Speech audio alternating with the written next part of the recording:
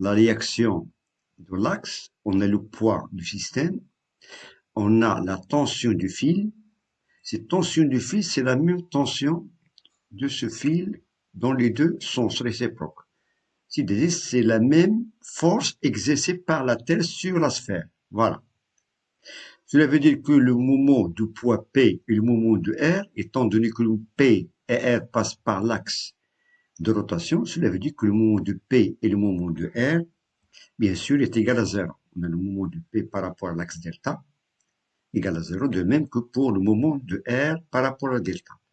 Il reste tout simplement le moment de T et le moment de torsion. Voilà. Donc, on donne aussi l'expression, voilà, on aura le moment de T plus le moment de torsion est égal à 0. Salam alaikum, bonjour. Aujourd'hui, on va continuer le cours de la mécanique comme thème la constante de torsion d'un dynamomètre spiral. On va aborder un exercice. Bien. On accroche une sphère à un dynamomètre D, comme l'indique la figure ci-contre. Voilà. Mais une sphère est accrochée à un dynamomètre qui est spiral. La poulie du dynamomètre a un rayon petit r. Cette poulie a un rayon petit r. Voilà. Et peut tourner sans frottement autour d'un axe horizontal delta passant par son centre. Bien. Elle est liée à un dynamomètre spiral de constante de torsion C. Ce dynamomètre, il a une constante de torsion C, qu'on peut le symboliser avec les lettres majuscules C.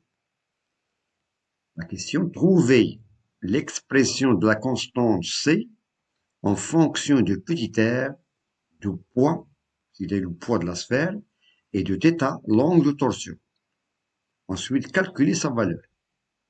Les données, on donne petit r, c'est-à-dire le rayon, bien sûr, de cette disque, ou bien de cette poulie, est de 2 cm. Et l'angle de torsion, θ, est égal à 60 degrés. On montre que le ressort spiral est équivalent à un fil de torsion de constante C. Bien. On passe maintenant à la solution. Donc, tout d'abord, on doit dresser le bilan des forces exercées sur le dynamomètre. Bien. La première force, c'est le poids du système, c'est le poids du dynamomètre, qu'on peut le symboliser avec le vecteur P. Ensuite, il y a la réaction de l'axe, la force exercée par l'axe à ce point, l'axe de rotation. Et on a la tension de ce fil. Voilà. Donc, il y a ici 3 forces.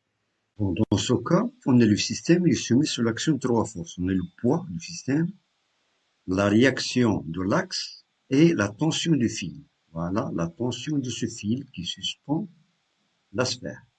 Bien. Donc, bien sûr, à l'équilibre,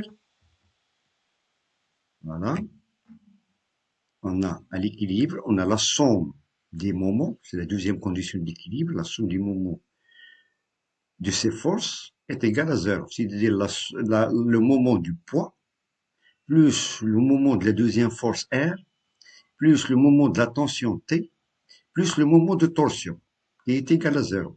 Bien sûr, on symbolise ce moment de torsion avec le moment M tau, moment de torsion. Bien. Et d'après ce schéma, voilà, on peut constater que ces 3 forces, on a ici la réaction de l'axe, on a le poids du système, on a la tension du fil. Cette tension du fil, c'est la même tension de ce fil dans les deux sens réciproques. C'est-à-dire, c'est la même force exercée par la Terre sur la sphère. Voilà.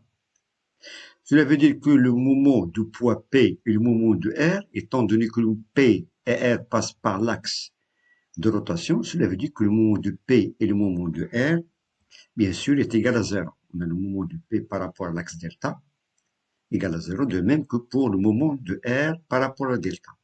Il reste tout simplement le moment de T et le moment de torsion. Voilà.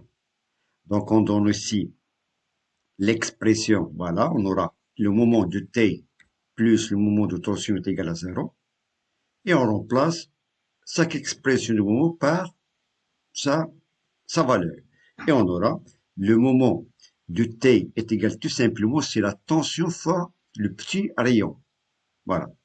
C'est la tension T, c'est l'intensité de T fois R.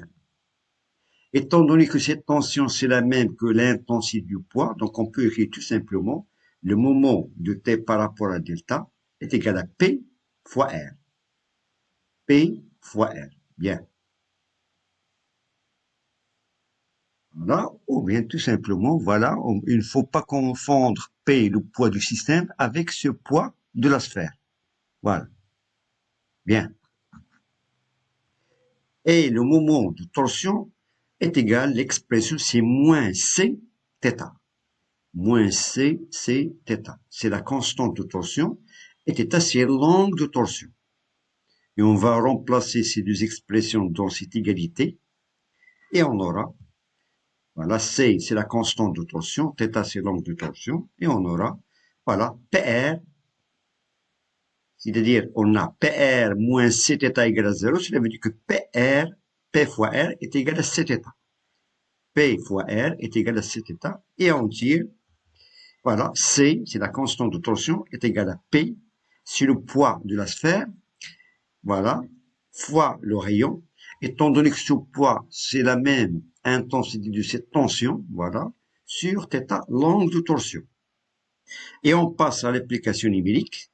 On a ce poids est égal, bien sûr, est égal à 2 newtons. Pourquoi 2 newtons? Parce que le dynamomètre affiche ici dans son index, il affiche 2.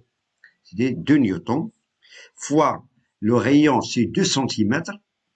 2 cm, on doit le convertir en mètres, c'est 2 10 puissance moins 2. Sur θ qui est égal à 60 degrés. Donc, on doit convertir en radian. 60 degrés, c'est tout simplement pi sur 3. Et on aura la valeur de la constante de torsion est égale à peu près 3,8 10 puissance moins 2 newtons fois mètre par radian. Newton fois mètre par radian. Voilà. Donc, je vous remercie de votre attention. Bon courage et à très bientôt.